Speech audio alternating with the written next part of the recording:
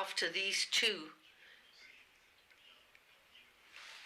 presentations, I would like to say that when you fight against racism, and of course SOS Racisme in France is an organisation to fight against racism, anti-Semitism and discrimination. It's not something we do for glory. It's simply because racism is not just unpleasant to hear, but racism leads to consequences which can be apocalyptic. And if in a society you allow the seeds of racism to grow, you have no idea how far it can go. In fact, we do know in some cases how far it can go. It can lead all the way to extermination. And I saw what happened in Rwanda. I went to Rwanda in 2006 in a trip organized by Jewish organizations in France. And if there was extermination, it was because there were words to begin with, the radio of the hills, which disseminated words of hate, education to hate. So these things start with words, and people consider that some others in the society are not human. Very often people are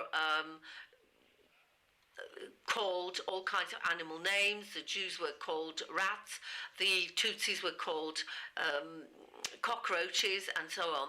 And when you have a society where some people are treated differently, where the society considers that some people can be treated differently, things become very, very dangerous. And if we are lucky enough to live in a society and in a country where there's civil peace and where equality of rights, however imperfect, is nevertheless a reality, then it is difficult to consider what the situation can be. One should never consider oneself only a victim, because if you have the opportunity of doing something, one should consider oneself as a citizen, as someone who can trace one's future, because the world in which we live in our societies, at least here in the West, these are societies for which we are fighting, because we're not in the center of this permanent turmoil that is making your life a misery and endangering it. So at SOS Racisme, we fight against racism, and we can also see what I've just said, but racism is not something which is natural or something which has always existed. Racism has a history. Racism emerged in very specific situations throughout humanity. It is a historical and cultural construct, and one can fight against this type of phenomenon. For example, and this is a discussion which is very sensitive in France because it leads to all kinds of manipulations, namely when we get back to certain historical periods in the life of a country. For example, history can not only look at the past, but very often historical work can also destroy some of the origins of racism, for example, or other aspects. For example, the history of the Algerian War. It is something which the French have refused to look at. They've refused to go back and look at the situation because it is rather traumatic. And so the Algerians and all the North Africans are somehow associated with people who will stick a knife in your back if you turn your back on them. And so when you go back and look at history, you shouldn't do so with an idea of getting revenge or anything like that. But the idea is to build a common future, to build a cultural substrate on which racism is very often built. Racism and discrimination. This cultural substrate is not always conscious. It's not something that people are aware of. It's not necessarily something that people want to set up. These are references that are very common, and one should sometimes examine them. For example, last night we slept in a hotel called Kipling Hotel. Kipling is a writer that people remember, but he was not a very nice person when it comes to questions of racism. But of course, he did live a long time ago in the past. Now I look at my pen. Caran d'Ache is, I don't know whether it refers to the caricature the man who drew the caricatures, Caran d'Ache, who did not have a very glorious role in the Dreyfus affair in France. The second element that I wanted to insist on was the fact that there are societies in which one can act as a responsible citizen. So one cannot only look at the situation as a victim. One should never accept one's role as a victim of society, because if that happens, you either become passive, because if you're a victim, you say, well, why should I do anything because I'm a victim anyway, or you can become violent. And this is going to determine all your actions because you are full of rage and anger, and this is not the way out either. So there are ways of doing things through being a citizen. We try to give people tools to do all kinds of things against discrimination. We ask people to talk about their experiences of discrimination, to become witnesses. But there are other ways of doing things. For example, being a citizen and calling upon public powers, the public administration, to point out what is not working right. For example, point out that there are urban ghettos and discrimination.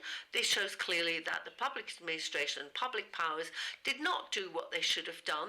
There's also quite a community-based interpretation or view by the state of the society in France. And people always want to look at the exotic aspect of others. For example, very often at SOS Racisme, we saw that there were practices by the administration where the people were grouped according to origin. For example, there were areas of town where all the Arabs were housed, and other places where people from North Africa were housed, other places where Africans were housed, because the administration said, well, it's easier to manage these Africans if we put them all together, because they all speak African. This is a very strange vision, and it kind of takes away the individuality of the person, and so you get discrimination, although it is discrimination done with the best intentions in the world. Then beyond this visible lack of coherence and the kind of exotic vision, you can say that, unfortunately, we also have all kinds of populist attitudes which also turn against foreigners. Switzerland too has had some campaigns of that nature not so long ago. SOS Racism in Switzerland was rather concerned about these campaigns. But when you see the way in which foreigners are designated as scapegoats for what is not working in a society, there you do have also shortcomings on the part of the administration. the government that should do something about this, because they need to promote values of democracy, equality and human rights. That's one of the campaigns that we are carrying out at the moment against the expulsion of people who are not legally in France, that is, people who have no official residency papers. Then people have to be coherent in what they're doing. There has to be coherence between the official speeches that are being made, very often generous and so on, but the practices do not tally with these speeches, and the responses are not appropriate. It's impossible to do something correctly about these societies. And so what Esther said is absolutely right. Coherence is also true at the international level. You have to look at it. Countries have to stick to their commitments. In France, for example, if you take the genocide of Tutsis in Rwanda, there are people who committed genocide in Rwanda and who have not been arrested, and they live in France. All you have to do is look for them, and they have to then take them to court. But there are some for whom this has not happened. So there's a huge gap between speeches and reality. And there's a terrible violence which is done to the survivors, because you see that those who were the criminals and for whom it is very clear that they are guilty, they live without being disturbed, even though they've got lots of deaths on their conscience. Now, to conclude at the international level, since we are here because of the way in which the Durban Review Conference was prepared, and also because of some people who will be present and who are not at all the kind of people you'd like to see in these conferences, what I'd like to say is that what is unfortunately going to happen in the follow-up conference, in the review conference, that is a typical illustration of diplomacy which did not work the way it should have worked. Diplomacy gone wrong. Two things one has to be extremely careful with. One needs to look at the dictatorships which say that there's some kind of cultural shock between the third world countries and the Western countries. And there's the other way of looking at it, which says that everything good comes from the south and everything bad comes from the north. Now, the first thing I'd like to say is that there's, of course, a perversion of the anti-racist ideas. The anti-racist ideas which say that the north is imperialist, and in the southern countries, in the third world countries, they are the victims of this imperialism. And of course you can't say that the human rights should not be disseminated because it's a specific vision of the imperialist countries. And this is really amazing, because the people who disseminate this vision are racists, they are sexist, they are anti-homosexual, they oppress their own populations, and they are simply trying to hide behind the anti-racist speeches, and they are trying to simply shut up those who speak in favor of human rights, and especially of women's rights. It's a very sad situation, and unfortunately the European countries have not been careful, and they were not attentive enough. All these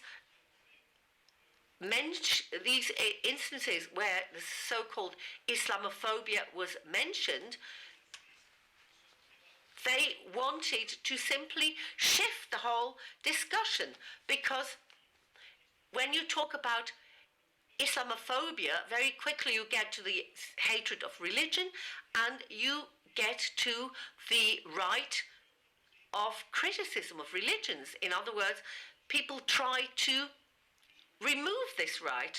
Of course, if you have hatred of religion, that's problematic. But those who are talking about Islamophobia, these are hardly ever present when Muslims are being killed. So there are many dangerous situations that Muslims can be in, but the Islamists are never there to denounce them. So the central point in France, for example, is very clear. There's a perversion of the anti-racist discussion. For example, in Darfur, when Omar el-Bashir was accused by the International Criminal Court, he said, "I'm a victim of the imperialist North." Of course, you have to be very, very clear when you talk about what is happening in Darfur and in Sudan. In Darfur, it is the Darfuris who are the victims, and it is Omar el-Bashir who is victimizing them. So there's a complete overturn of the situation. It's a terrible violence of these poor people, and there is genocide. The last thing I'd like to mention is the fact that this situation really shows that the true situation is not something which is going to be discussed at the review conference, because a conference which should make human rights the central topic of discussion is centered entirely on something else. Because if we have a human rights conference and these essential questions of human rights are completely marginalized or are even seen as elements that are being used by imperialists to intrude diplomatically or militarily in a country, we really have a completely ridiculous and amazing distortion. Well, it is really unbelievable that Darfur is not a topic, it's not an issue at this discussion. There's an instrumentalization of racism. If we are not looking at real racism, why are we having this conference? The second thing is negationism. The fact that the Shoah is completely negated. Well, that has already been mentioned, of course, but it continues, and it will continue for a few decades, unfortunately.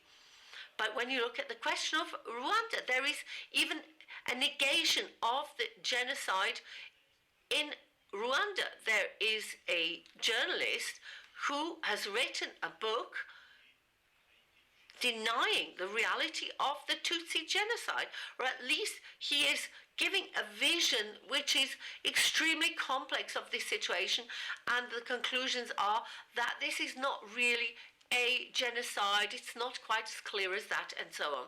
But what is clear is that 1 million people disappeared, and the figures cannot lie in this respect. Unfortunately, the bodies are there, the victims are very real. I just wanted to conclude with an anecdote. This court case against Pierre Péan that we have lost in the first instance, but we've gone to appeal.